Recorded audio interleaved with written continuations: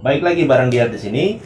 Kali ini saya akan share soal vertigo ya, karena ada beberapa teman-teman di sini ya, teman-teman kita juga yang bertanya soal vertigo. Jadi gini ya teman-teman ya, vertigo itu bukan sebuah penyakit ya, tapi sebuah gangguan pada telinga bagian dalam.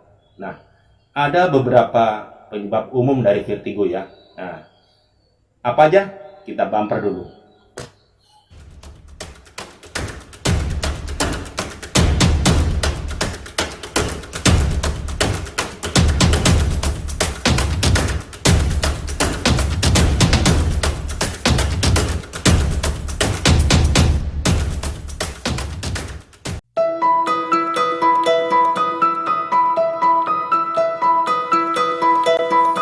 Yang pertama adalah BPPV, atau di Indonesia kan menjadi vertigo posisi proksimal jinak. Nah, ini adalah penyebab paling umum ya dari vertigo.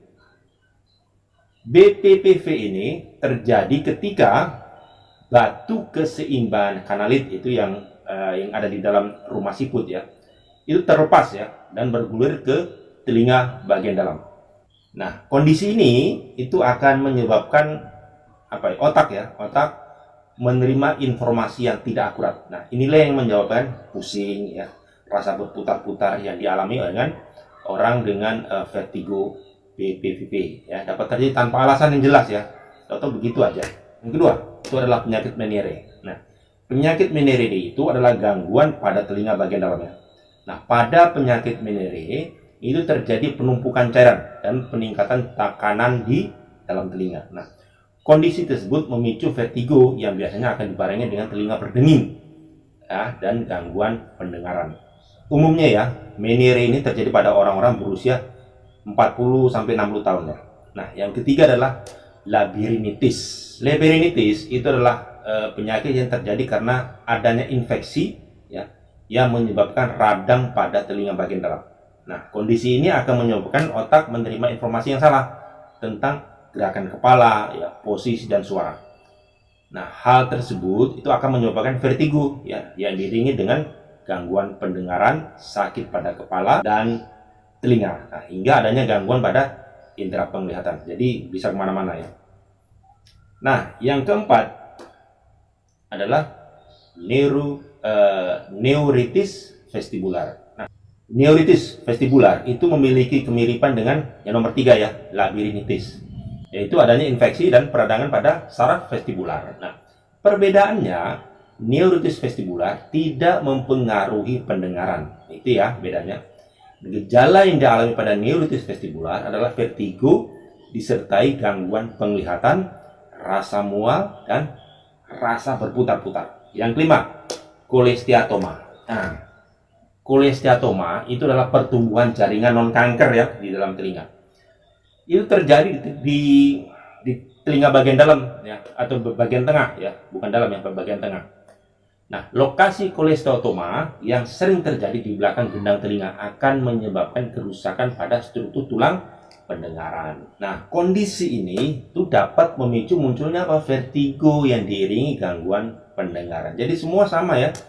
Ya, vertigo diiringi gangguan pendengaran. Nah, yang keenam itu adalah faktor lain. Apa itu faktor lain?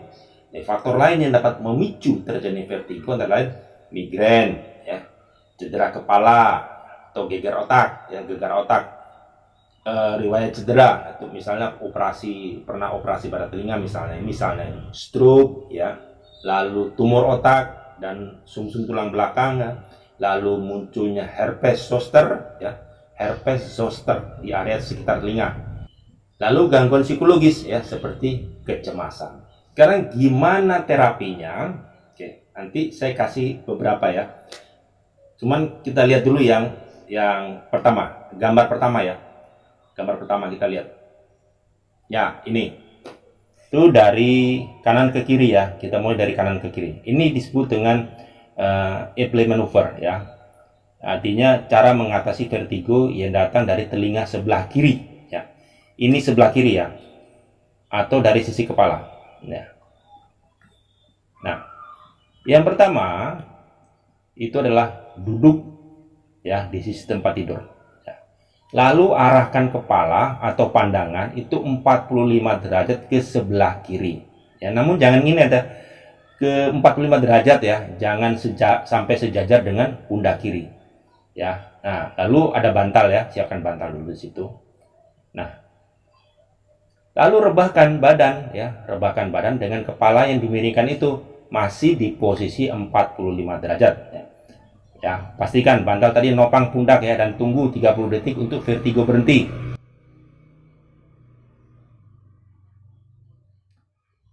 Nah, yang kedua, secepatnya rebahkan badan dengan kepala yang dimiringkan itu masih di posisi 45 derajat.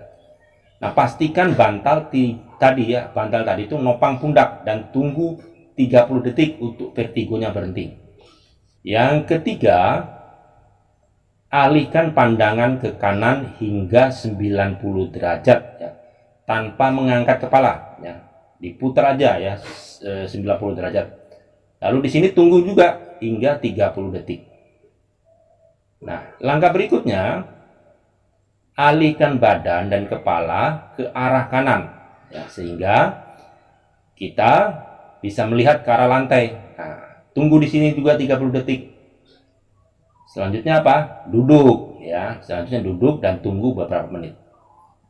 Nah, jika ini kan dari kiri ya. Jika vertigo teman-teman datang dari sebelah kanan, lakukan langkah terbalik ya. Ya, terbalik. Tapi ingat ya, sudutnya 45 derajat. Oke. Nah, teman-teman, lakukan langkah yang pertama ini ya sebelum kamu tidur setiap malam ya. Nah, itu kan tadi teknik pertama ya. Sekarang kita pakai teknik yang kedua ya. Seperti apa? Kita lihat gambar dulu nih. Tetap ya, duduk di tepi tempat tidur ya. Lalu arahkan pandangan ya, kepala ya maksudnya, itu 45 derajat ke sebelah kanan.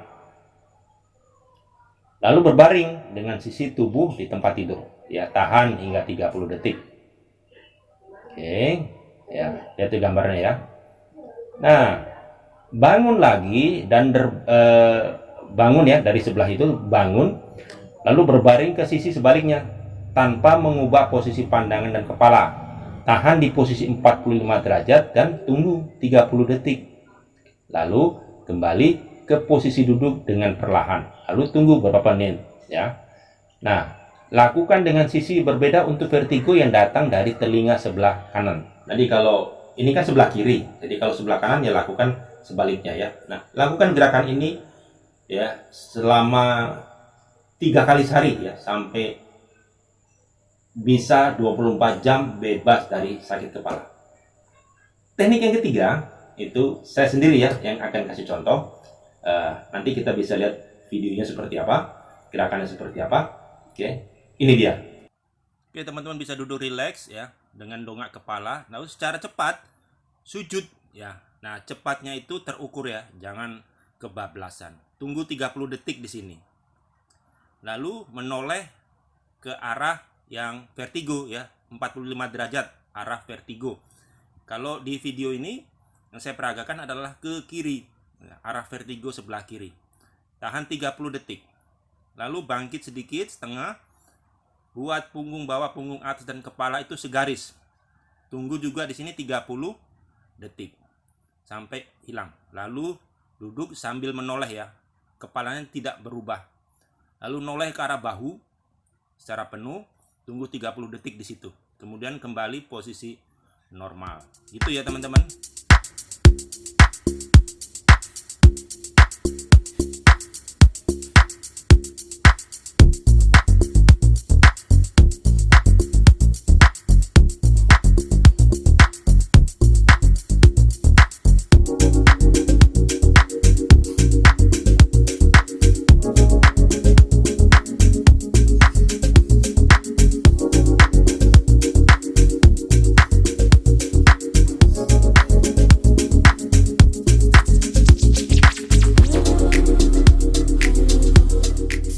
Oke, sampai sini dulu ya teman-teman ya. Selamat berlatih. Kalau ada pertanyaan silahkan komen. Kalau mau dibikinkan video soal sakit apa silahkan di komen. Salam.